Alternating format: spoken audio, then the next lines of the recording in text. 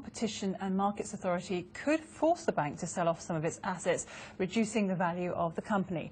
David Cameron has promised shares in the bailed-out bank would be sold to taxpayers at a discounted price, with proceeds being used to pay down the national debt. Well, joining me now is Adam Memon, the Head of Economic Research at the Centre for Policy Studies, and the Guardian columnist Polly Toynbee. Welcome to you both.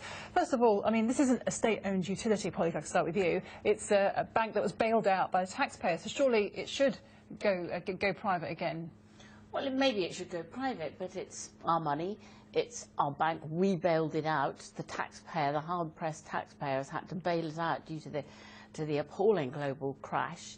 And why are we giving it away to some people at a discount? I mean, that doesn't make any sense at all.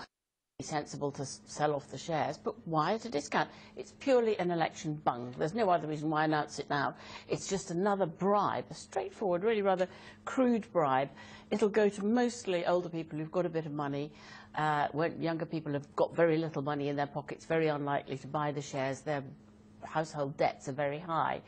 It's rather like the bung that went to pensioners in the pensioner bonds that actually stop on May the 15th.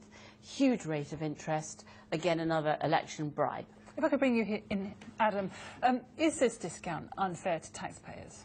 Not at all, no. Taxpayers will make a profit out of this. It's quite important to remember that there's a minimum price in this. So we paid 73.6 pence for every share when we bought it. So when we sell it over the next few months, that will be the minimum price. So whatever happens, the taxpayer will make a profit out of this.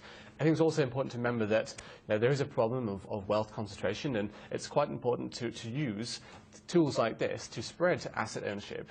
Only about 11% of shares are owned by individual people, and this is quite an effective tool, especially as there's going to be the priority for people who buy the smaller amounts, and as well as the loyalty bonus discount as well. So those things make it could be quite powerful to spreading ownership. Cheap. What? I mean, I can understand you might want to sell it off. You might want to say we'd like to have citizens having the priority in ability to buy it. But why cheap?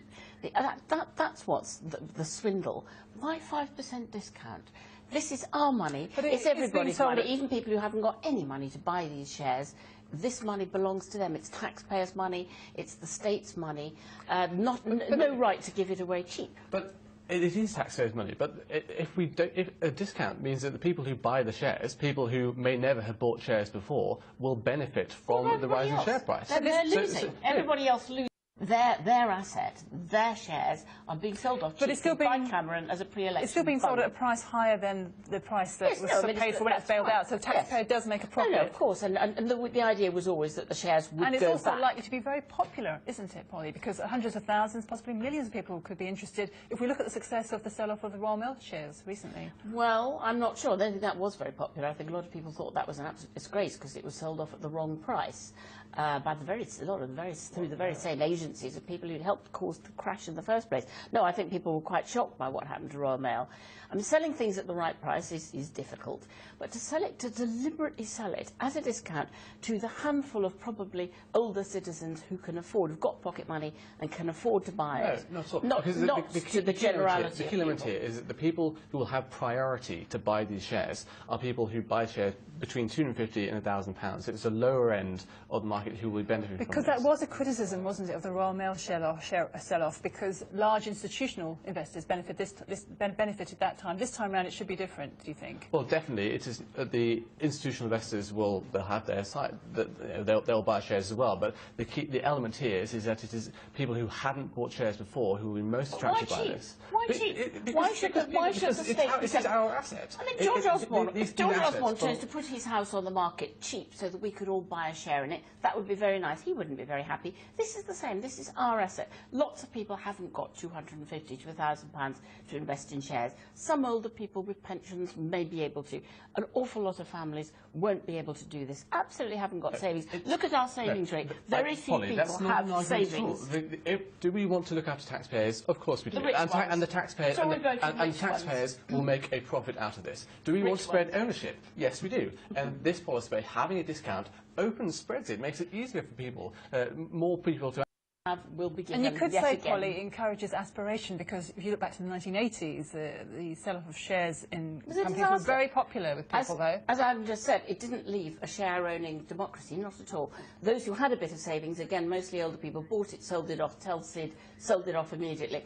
This time they're being asked to hold on for a year. Maybe this time there's a for a difference, year. isn't there? Because there is now the loyalty bonus. 1 year. So people for 1 year. But if you look at it, the time period when people sell off their shares, most people who hold it for one year tend to hold it for a long period after that as well. And now we look at the difference between the big banks and individuals. We look at the division between labour and capital. Surely we should be doing something which capitalises people on middle incomes. We should be doing something which brings together the people and citizens to big business. And we should be making banks more accountable. Your idea of middle income isn't actually middle income. If you look at a family on a middle income, they have not got any savings. They haven't. I can see you're going to continue to disagree, but I'm afraid we're going to have to leave it there. Polly Toynbee, Adam Memon. Thank you very much. Thank you both.